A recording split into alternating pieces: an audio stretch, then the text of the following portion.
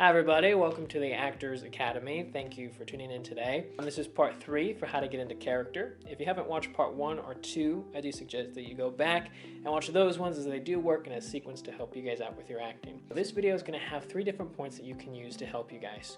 Point number 3 will actually be a point where it doesn't really require much acting from you, but it will help you a lot with the auditioning process. So the first one is music. When you're working and you're developing your character, sometimes you may come into roadblocks. I know when I'm working, sometimes there might be a character or a scene, and for whatever reason, I'm just not able to get it. It could be the scene itself, it could be the whole script, it could be something I'm not understanding, but for whatever reason, this character is tricky. One of the tools that I have that I'll use is music. And what I do is I try to find a song that relates and fits this character. If I can find a song and say, okay, this song here completely fits the character, I will then use that song as a tool to help me get into that character. Now, here's the thing. It doesn't matter what song that you use. Some people think, okay, it has to be a specific song. It always has to be this song. You may have 2 songs, 3 songs. That's fine, as long as you find something that works for you. We could both be working on the same characters, you and I, and you might have one song that works, I may have a completely different song. As long as it works for you, that's all that matters. Now, the one thing that I don't want you to do, though, is I don't want you to rely on this song as a complete crutch. And this can sometimes be a mistake that actors fall into, where they think that they have to completely use the song in order to get to the character. I like to use it as a tool, but I also like to separate the song from my work. I don't like to connect the two completely together, but I will use it as a tool, as an initial tool, to sometimes get me into that character if I am having some sort of trickiness with it for whatever the reason might be. So what I'll do is this. I'll have the song, I'll pick the song, I'll find the song, I play the song, and then I go and I do my character right afterwards, whether that be the scene or it be the monologue, it doesn't matter. Then I might do it again. I'll play the song, do the scene, do the monologue, do it again, scene, song, monologue. What I'll start to do, though, is I'll start to separate myself from the song. So I'll play the song, then I'll wait 5 minutes, then I'll go do the scene and do the character. Because the song is supposed to be a tool to kind of help me get into character, but it's not something I should be using while I'm doing the scene. Sometimes actors will play the song while they're actually doing the scene, and you can do that, but you want to be very careful to not rely on that. If you're doing that, only do it once or twice, but you're going to find a really big difference when the song stops, because the song adds a little bit of an element to the scene that you're just not going to naturally have, because you can't go into the audition and play a song. It's just not going to work. They're not going to let you do that. But what I do try to do is separate myself. So I'll have that 5 minutes, then maybe it's 10 minutes, and then I'll start to have it maybe 15 minutes, and then from there I can just play the song and I can get into the character. Or sometimes I'll just be able to hear the song in my head and then get into the character. But again, I try to use it as a complete tool only. Another thing you can do with it is while you're driving up to the audition, I might play the song in the car. You can use that. Play the song in the car as you're driving up to your audition. Once, though, I get into the audition room, then the song stays in the car. It doesn't come with me into the audition. Maybe I'll think about it, but I'm not going to play it while I'm there. I like to have 2 different modes. I have my mode when I'm driving up, and then when I'm on the audition, it's a little bit different. There, I'm just ready to go and do my work. I'm not going to be thinking about or playing the song. If you choose to do that, you can. That's up to you. But from my perspective, what I choose to do is not play it while I'm in the audition room. But again, if that works for you and you find that that's what you need, that's completely okay. But from my perspective, what I use is I try to separate the song from me and not have it be a crutch that I heavily rely on. Point number 2. So this is something that I actually don't use very much at all, but a lot of actors do use this. Viola Davis being one of these actresses that does.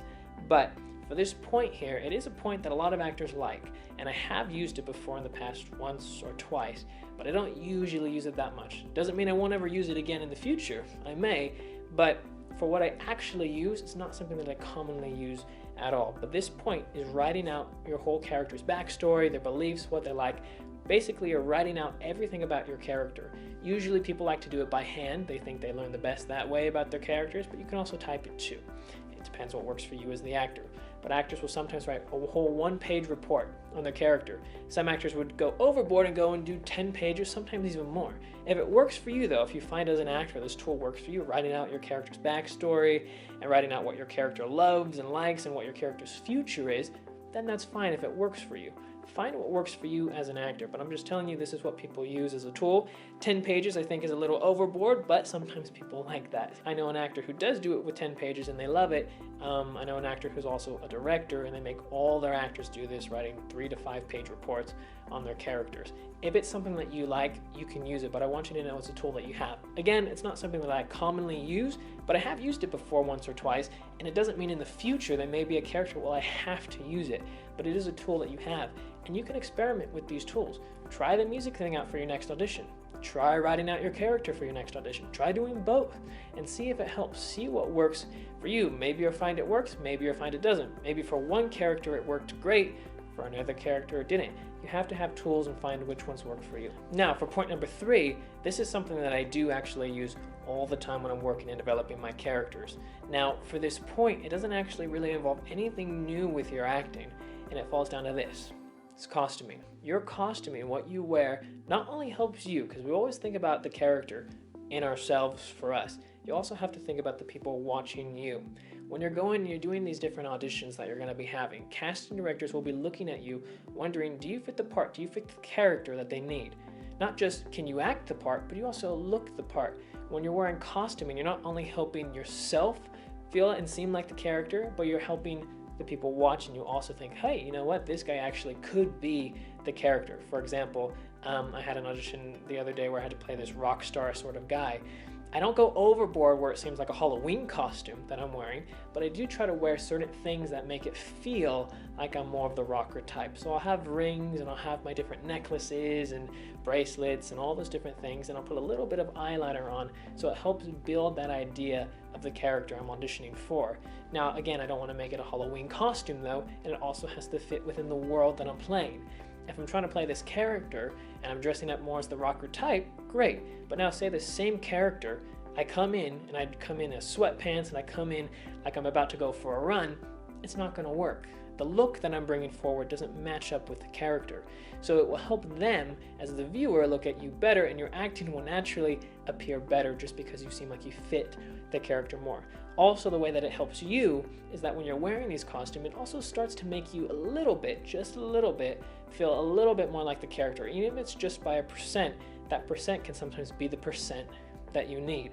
So for example, if I have to play a character who's lazy, who's a bum, who doesn't do anything all day long, well then if I wear something, if I picture what a bum would look like, and I wear that type of outfit, it makes me feel a little bit more like the character. It makes my acting a little bit better, and also it makes it better for the people observing me as well.